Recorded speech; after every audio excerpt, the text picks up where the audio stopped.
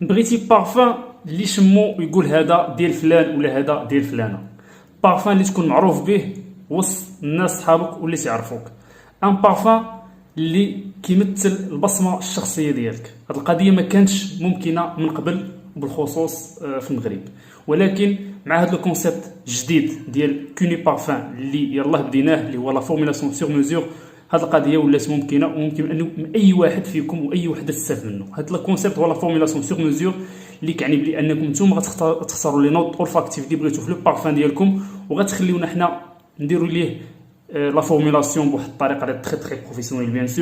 بيان سور غادي نهضروا معاكم، غنتواصلوا معاكم باش نفهموا لي بريفيرونس ديالكم، باش نفهموا لي بيرسوناليتي ديالكم، باش نفهموا لو ستيل دي بارفان اللي بغيتوه، وغادي نقادوا لكم كوم الفو.